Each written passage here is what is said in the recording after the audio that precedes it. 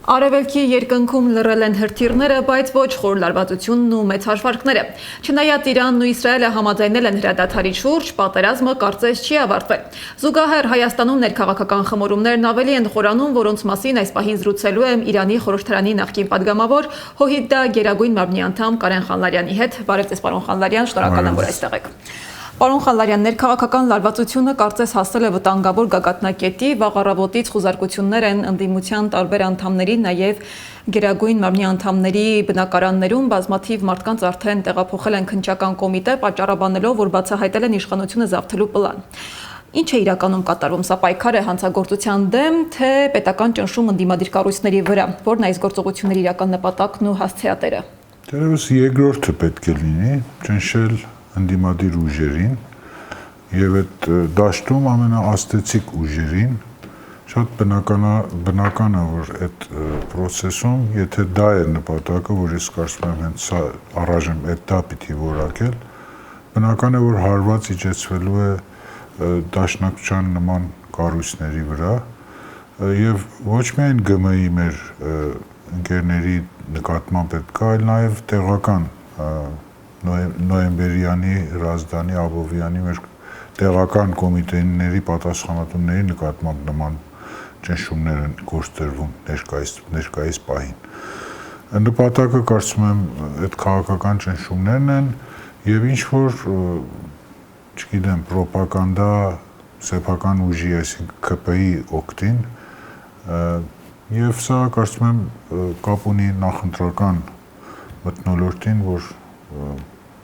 ընթանում է հիմա ու հիմա։ Այսինքն ընդդիմությանը պարալիզացնելու փորձը։ Այո, եւ իրենց հարվածելու, իրենց նկատմամբ ճնշամիջոցները իրավական դաշտում ավելացնելու եւ այլն։ Իսկ այս պահին իշխանությունը պատճառ ունի ընդդիմությունից զգուշանալու համար։ Ես կարծում եմ հենց այս գործողությունները խոսում են այդ մասին, որ ինչ որ մտահոգություններ կամ վախեր կան իշխանությունների մոտ ընդդիմադիր դաշտից եւ սա հաստատում է այդ վախի եւ իշխանությունը զավթելու պլանը ընդհանրապես հորինված բեմականացում է։ Հերթական հորինվածք է սա։ Պարոն Խանլարյան, այս իրադարձությունների ֆոնին Հայաստանը կանգնած է ոչ միայն ներքաղաքական ճնշումների, այլև լրջագույն արտաքին մարտահրավերների առաջ, հաշվի առնելով նաև Փաշինյանի այցը Թուրքիա նախորդ շաբաթ, այնուհետև իսլամական գործակցության կազմակերպության հակահայկական հայտարարությունը Ստամբուլից։ Արդյոք Ադրբեջանն ու Թուրքիան այս պահին փորձում են օգտվել Իրանի զբաղվածությունից եւ իօգուտ իրենց ստանալ իրենց պահանջները, հասնել իրենց նպատակներին։ Իհարկե այդպես է։ Իրանի զբաղվածությունը այս պատերազմի մեջ հնարավոր շատ արարտ հող է պատրաստում Թուրքիա-Ադրբեջանի համար իրականացնելու իրենց ծրագրերը, Հայաստանին հնարավորինս չափ չեզոքացնելու, խեղճացնելու եւ այդ իրենց հայտնի պրոյեկտը իրականացնելու Զանգեզուր կոչված Զանգեզուրյան դալանի իրականացնելու ուղղությամբ։ Իհարկե, ես կարծում եմ, այս Իրան-Իսրայել պատերազմի նպատակներից էր նաև կախված, թե ինչ քայլերի պետք է դիմեն Ադրբեջանն ու Թուրքիան հարավային Կովկասում, որովհետև իմ կարծիքով բուն նպատակը Իսրայելի այս պատերազմական գործողություններից Իրանի ռեժիմի փոփոխությունն էր, ինչը կնշանակի ներկայիս պայմաններում կնշանակի Իրանը կանգնեցնել լրջագույն խնդիրների առաջ, նախ եւ առաջ կասեի հողային տարածքային տրոհման եւ անջատումների, սեպարատիստական շարժումների վերակտիվացման եւ այլն, որից շատ ավելի կարծում եմ մեծ ուգուտներ կարող էր ստանալ Թուրքիան եւ Ադրբեջանը իր հերթին, որովհետեւ այսօրվա հզոր Իրանը մեծապես խանգարում է այդ պրոյեկտները, թուրքական նկրտումները, թուրք-նաթոական նկրտումներն հարավային Կովկասում եւ այս ուժեղ Իրանի արկայությունը մեծապես կշարունակի խանգարել այս պրոյեկտները, որ կարծում եմ հիմա այդ իմաստով այդ ռիսկային վիճակից մենք բավականին հեռացել ենք այսօր։ Եվ Թուրքիայի դիրքորոշումը կարծես երկակի է, պաշտոնապես հայտարարում էր զսպվածություն, բայց գործնականում կարծես աջակցում էր Իսրայելին եւ Ադրբեջանի ռազմաքաղաքական օրակարգին էր ծառայում, ինչ նպատակ էր հետապնդում Անկարան։ Անկարան կարծում եմ փորձում էր սատարել Իսրայելին, կա որոշ զեկույցներ, որ իր օդային տարածքը տրամադրել է Իսրայելին հակաիրանական գործողությունների համար։ Նույն խոսքերը եւ տեղեկությունները կան նաեւ Ադրբեջանի ավելի ուշքին կերպով Ադրբեջանի Արցախի եւ Նախիջևանի տարածքից եւ ոչ միայն Բաքվից նաեւ Բաքվի օդային տարածքից դեպի Իրան գնացող ռազմաօդանավների կամ չգիտեմ ինչ ամեն դեպքում ռազմական նշանակության օբյեկտների տեղափոխություն եւ այլն եւ այլն։ Այս մասին խոսվում է եւ կարծում եմ բարձ շշուկի մագարտակ չի սա։ Եթե պաշտոնապես հայտարարվի Իրանը ինչպես կարող է արձագանքել կամ կարձագանքի արդյոք։ Իրանը կիսապաշտոն այս մասին Ադրբեջանի կտրվածքով հայտարարել է արդեն, հայտարարություն է կատարել կորպուսի լրատվական, այսինքն Իրանի հեղափոխության պահապանների կորպուսի լրատվական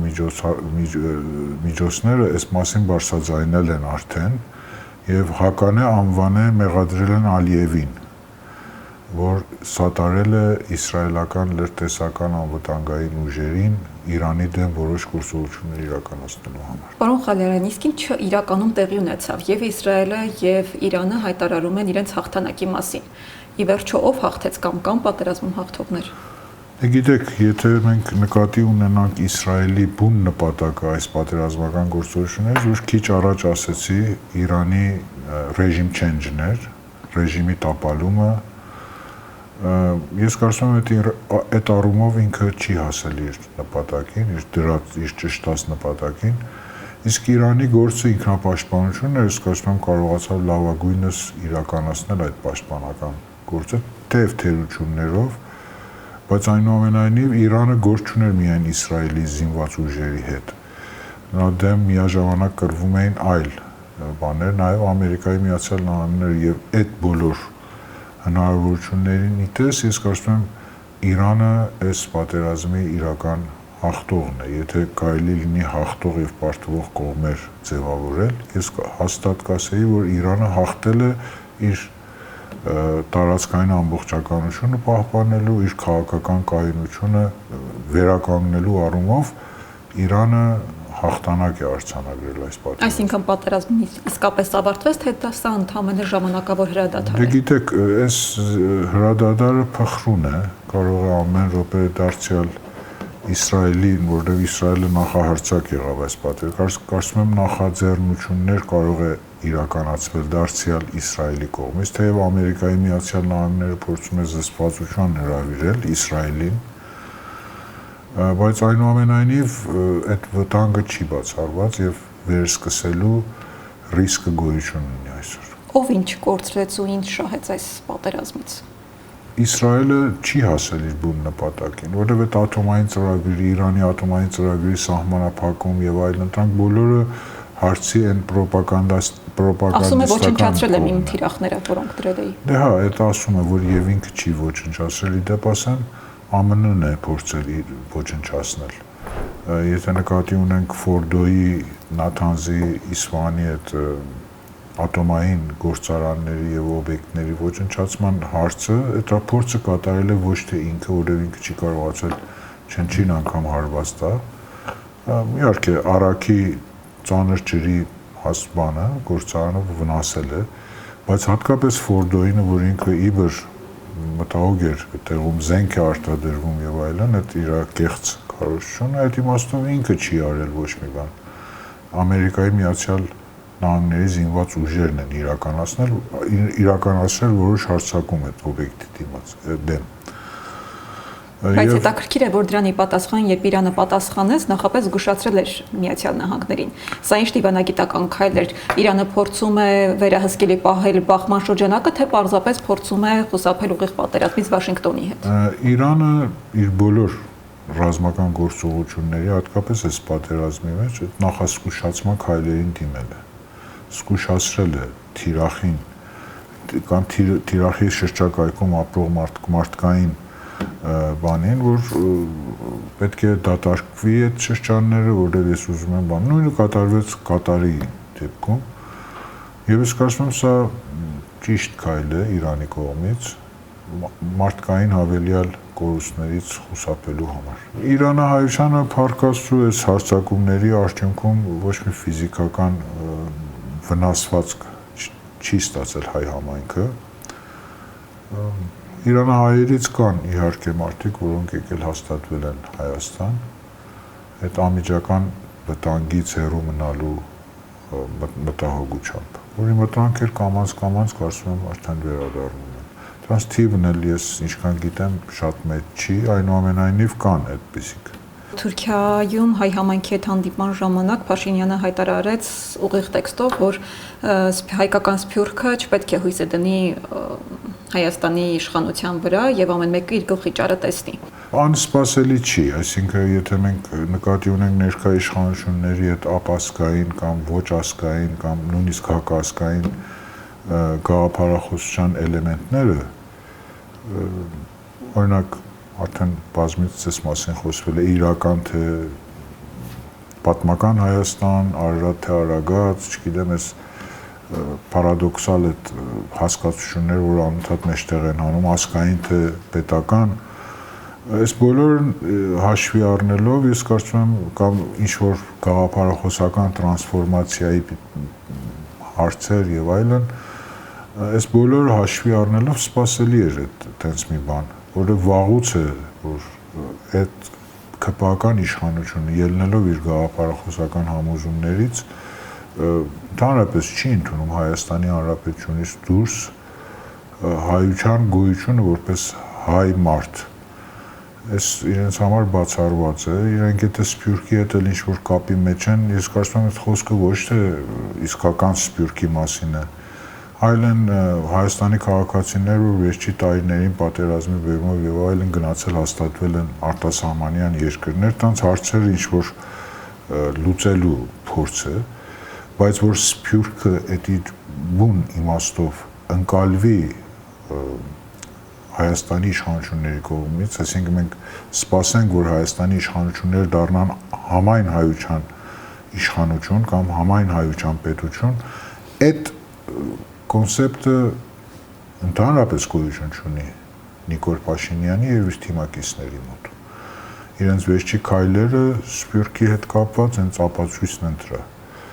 Նրանք չեն հավատում եւ միայն բան են անում, փորձում են սփյուռքի որոշ պահանջները, որ կամ որոշ խնդիրներին դեմ գնալ։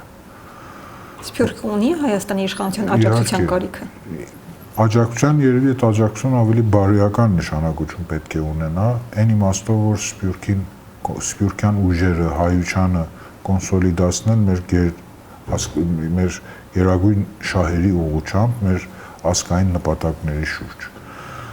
Բայց այդպեսի մի բան գոյություն չունի, այդպեսի մի ձգտում կամ այդպեսի մի գործընթացների հավաքածու մենք չենք տեսնում այսօր։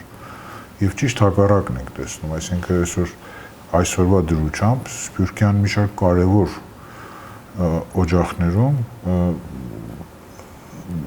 պառակտման երևույթներ են ի հայտ գալիս։